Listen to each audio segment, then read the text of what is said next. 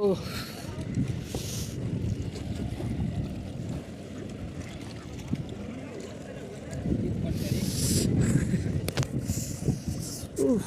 हाँ तुम भी आओ क्या?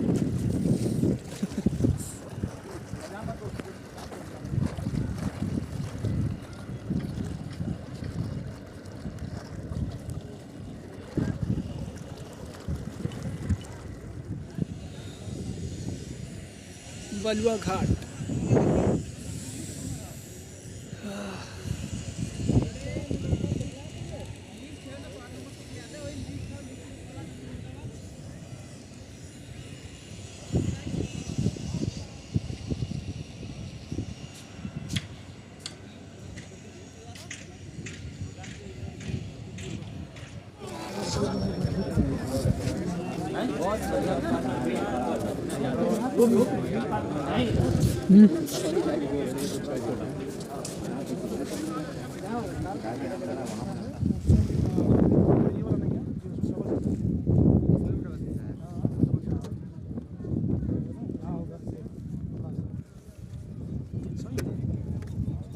जानते हैं वो ऐसे डिजाइन में गर्दना लुकता नहीं है।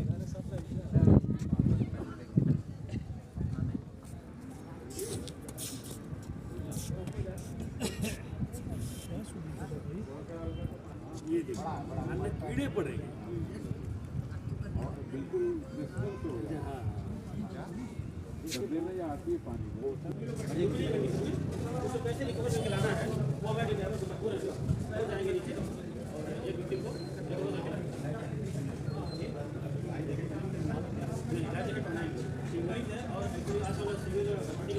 हर जगह हर घाटों पे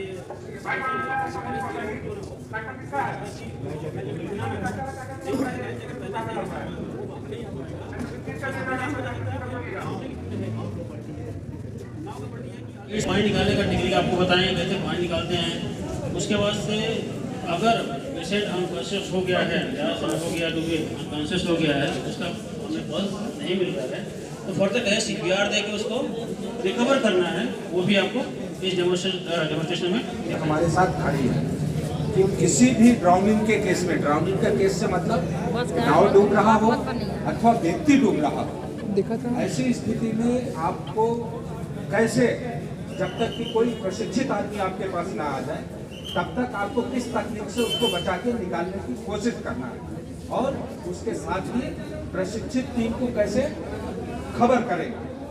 दो चीजें, एक कोशिश करना डूबते हुए व्यक्ति को निकालना है और दूसरी चीज प्रशिक्षित टीम को खबर करना। तो ये दो चीजें हम कैसे करेंगे ये आज आप लोगों को देखना है।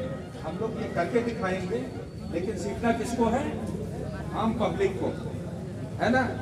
क्या कि रोजमर्रा में हम यहाँ खड़े नहीं होंगे, आप ही होंगे और आप ही लोगों में से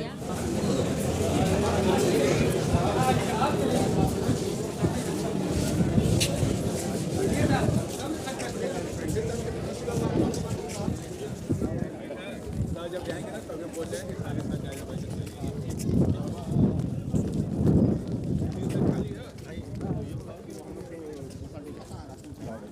वहाँ पे नहीं सही नहीं यही खाएंगे सकल दिखा नहीं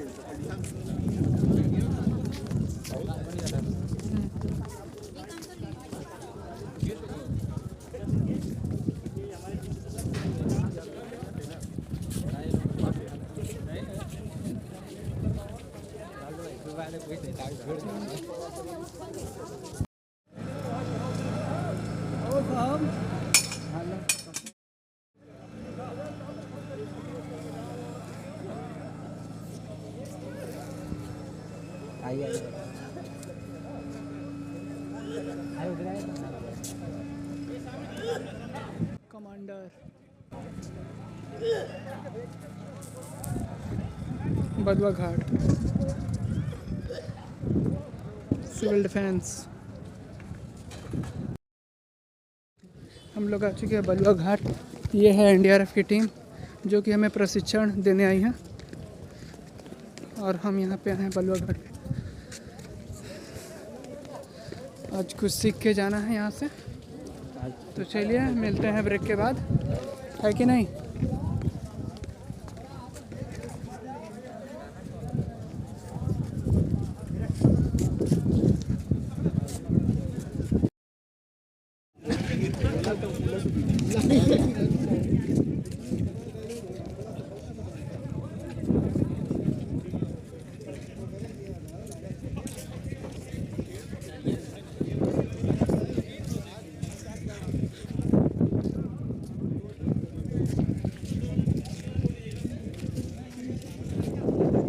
का मैं इंस्पेक्टर राजेश इस बोर्ड के एक्सरसाइज के प्रदर्शनी स्थल पे आपका स्वागत करता हूं।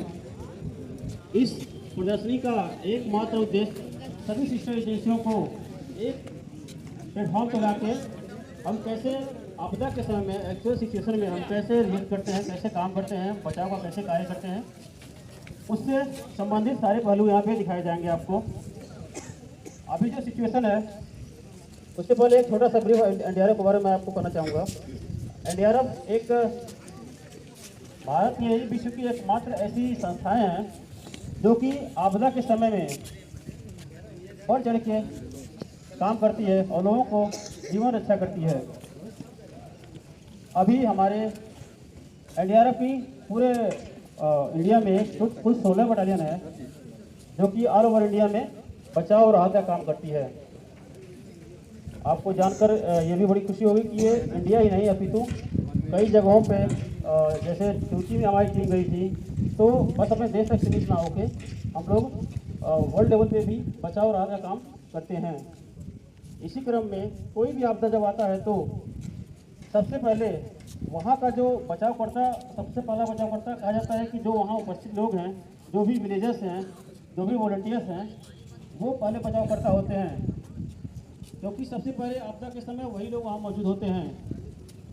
इस प्रदर्शनी से हम जो सिविल सोसाइटी है उसको भी यह संदेश और टेक्निक को सिखाने का प्रयास करेंगे ताकि आप कैसे रिस्पॉन्ड कर सकते हैं अपने आप को बचाते हुए। जो भी वहाँ विक्टिम है उसको कैसे आप लोग रिस्पॉन्स करके उसकी जान बचाना काफ़ी होता है यहाँ पे। तो वही सिनेरियो रखा गया है कि बोटों का संचालन हो रहा है। सिविल प्रशासन के द्वारा बार बार ये बताया जाता है कि सभी जो भी बोट पे सवारी करते हैं, जो बोट संचालक हैं, वो लोग सेफ्टी के लिए लाइफ जैकेट पहनेंगे। फिर भी इस मीडिया के ज़माना में सारी सुविधाएं और सुरक्षा के साधन होते हुए भी कुछ लोगों की लापरवाही की वजह से ऐसी घटनाएं हो जाती हैं। इसी क्रम में यहाँ बोट के संचालन में दिखाया गया कि 5 से 6 लोग हैं जो कि बोटिंग कर रहे हैं और सेल्फी लेने और वीडियो बनाने के चक्कर में क्या करते हैं, एक साइड में बोट के गैदरिंग होते हैं और उससे क्या होता है, बोट डिसबैलेंस होता है और बोट पलट जाती है, जिससे वो सभी लोग डूबने लगते हैं। उसमें से 2-3 लोग ऐसे हैं जो कि तैराक हैं, वो लोग तैर के बाहर आ जाते हैं, लेकिन अभी भी 2-3 लोग उसमें फंस जाते हैं जो कि तैर नहीं पाए हैं, क्योंकि वो लोग लाइफ जैकेट पहने हैं, इसीलिए फ्लोट तो कर रहे हैं लेकिन बाहर नहीं आ पा रहे हैं। इसी क्रम में मैं जो बोट है हमारी अभी आपको दिखाएगा कि कैसे लोग आते हैं और आपके सेल्फी के चक्कर में वहाँ पे गिर रहे हैं। सदा सी वजह बोट कैसे चल गए वहाँ से।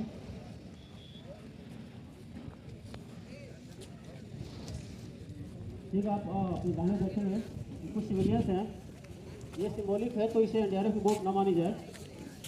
सिविलियंस हैं जो कि सेल्फी लेने के चक्कर में बोट में डिसबैलेंस होके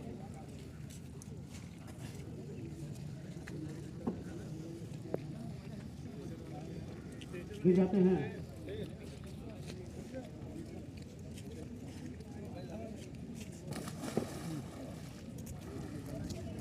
और वो बचाव के लिए चिल्लाता है कि बचाओ बचाओ। ये हमारे स्कोर जो कि हाथों मारते हुए ऐसा को पकड़ लेता है और धीरे धीरे उसको बाहर की तरफ निकालते हैं।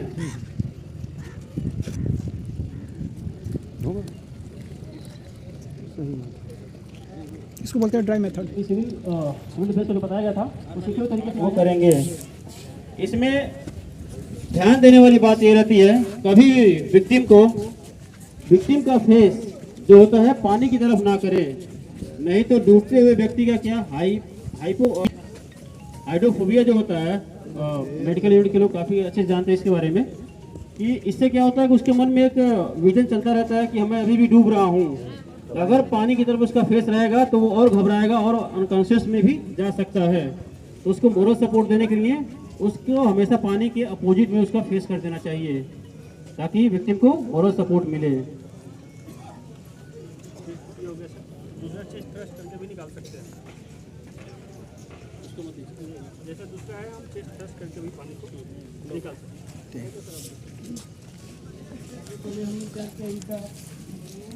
पैर को खोल दिया और एक जो पेट में एब्डोमेन में जो पानी था उसको डाल दिया।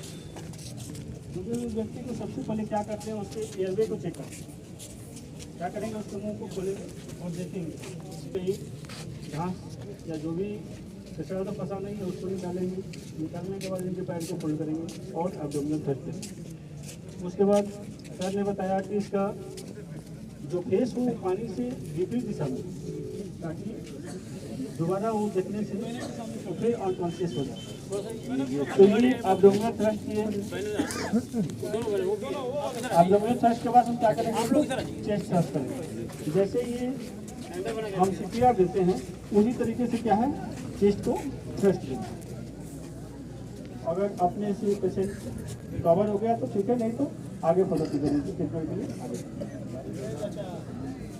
ठीक है। इसके बाद अगला जो कड़ी होता है, यहाँ से विक्टिम को क्या करते हैं, फर्दर हम एम्बुलेंस तक पहुँचाते हैं ताकि उस ये 2 टेक्निक आपको बता दिया गया है। अभी आप लोग अपना ध्यान फिर से एक बार पानी की तरफ ले जाएं। वो जो होता है रेस्टोरेंट होता है वो ब्रांड स्टील ही है। जो भी उनके पास सामान है उसका पहले थ्रोली चेक करता है कि सब हमारे जो इंस्ट्रूमेंट है ठीक से काम कर रहे हैं कि नहीं कर रहे हैं। फुल आश्वस्त होने के बाद वो पानी में डाइव करता है।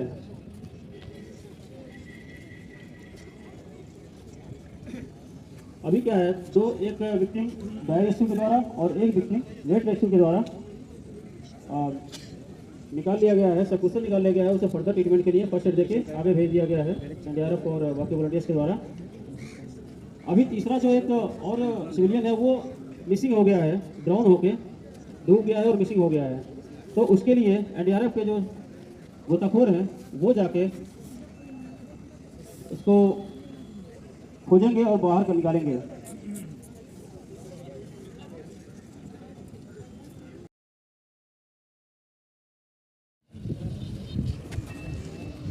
एक बार ड्राइवर जाते हैं नीचे, फिर ऊपर आते हैं बबलिंग के लिए।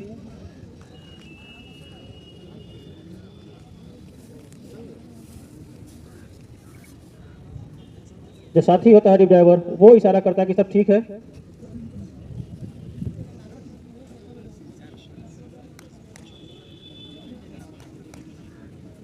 इस दौरान जो ऊपर का साथी रेस्क्यूअर होता है वही ड्राइवर जो नीचे गया है उसका आंख और वो रहता है। अब ये सिंबॉलिक है, तो अब आपको दिखाया जा रहा है यहाँ पे थोड़ा सा एक्शन करते हुए। लेकिन एक उसको जो बॉडी नीचे से ड्राइवर खोज के लाए हैं उसको फर्दर जो हमारे रेस्क्यूअर्स हैं उठा के स्ट्रेचर पे बैठाते हैं, उसको स्टेबलाइज करते हैं और जल्दी से जल्दी उसको बाहर लाते हैं। तो आपने अभी देखा कि जो ड्राइवर था नीचे गया गोता करके और विक्टिम को खोज के बाहर लाया। अभी स्टेबलाइजिंग की कार्रवाई हो रही है विक्टिम को।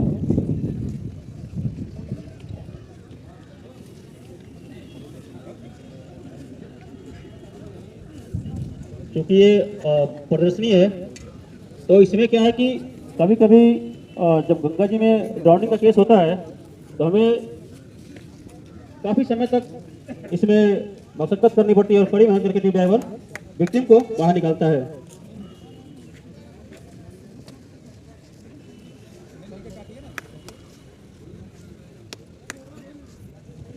इसको बाहर की तरफ ला रहे हैं एनडीआरएफ के रेस्क्यूअर।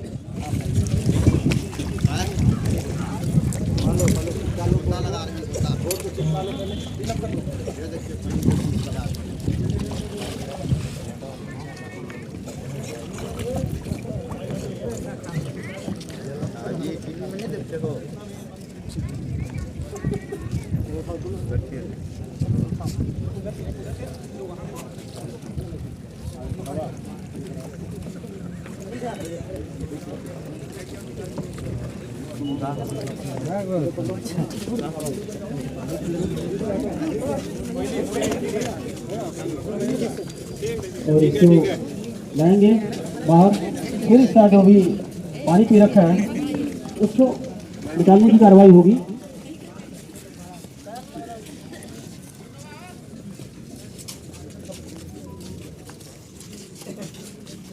सबसे पहले जो हमारे सर्कुलेशन अगर नहीं मिलता है तो बिना देरी किए सीपीआर की कार्रवाई को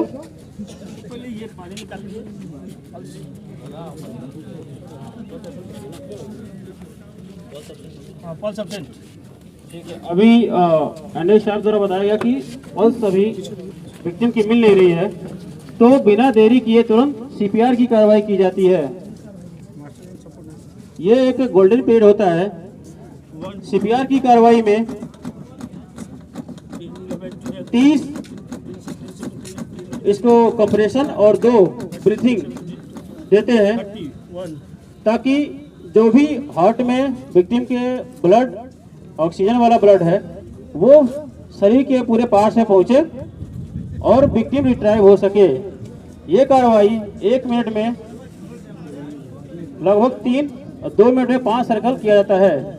लगातार 5 सर्कल करने के बाद इसको फिर हम थोड़ा सा ब्रेक डाउन देते हैं, दोबारा चेक करते हैं कि इसका सर्कुलेशन वापस नहीं आया कि नहीं आया। अगर सर्कुलेशन वापस आ गया तो सीपीआर बंद करेंगे, उसे फर्स्ट एड ऑक्सीजन देकर उसे फर्दर जल्दी से जल्दी हॉस्पिटल के लिए बढ़ाएंगे। सर्कुलेशन वापस न आने की कंडीशन में लगातार एएलएस एम्बुलेंस तक पहुंचाने तक उसको सीपीआर देते रहेंगे और विक्टिम को फर्दर ट्रांसफर करेंगे।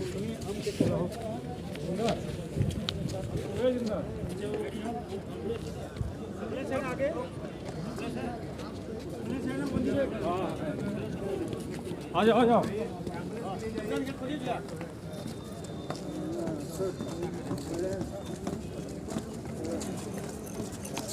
ये पूरी कार्रवाई यहाँ पे डेमोन्स्ट्रेशन का जो तीसरा पार्ट था वो खराब होता है। रुका, एक मिनट रुका।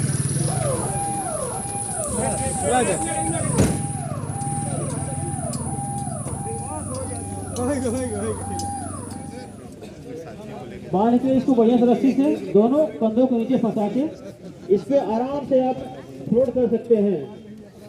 ये नहीं डूबेगा, आपको अभी हमारे इस पर फ्लोट करके दिखाएंगे। ये डूबता नहीं है। एक हृष्ट-पुष्ट आदमी 70 से 80 किलो का आदमी आराम से इसमें तैरता रहेगा। पैर मत मारिए, पैर मत मारिए, पैर मत मारो अनवसर। तो ये आप देख सकते हैं कि एक डिब्बा और पुलिस प्रशासन का इसमें बड़ा अहम रोल होता है कि जब भी आप कोई अवेयरनेस प्रोग्राम करते हैं तो इन चीज़ों को आप लोग जरूर शामिल करें अपने उस प्रोग्राम में, ताकि जो लोकल हैं वो उससे अवेयर हो सके कि नहीं हमारे घर में जो सामान है उससे भी क्या कर सकते हैं, बच सकते हैं, अपनी एटलीस्ट अपनी जान तो बचा सकते हैं। तो इसको जरूर शामिल किया जाए। यहाँ पे अगर 1 लीटर का बोतल है तो 8 से 10 बोतल लगा लीजिए। 2 लीटर का है तो 4 से 5 आराम से एक 60-70 किलो का आदमी फ्लोट कर सकता है। ये आपको अभी उस्ताद दिखाएंगे।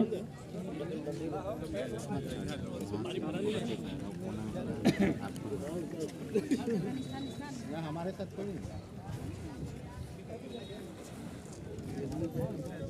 आप देख रहे हैं कि पूरी तरह से फ्लोट हो रहे हैं।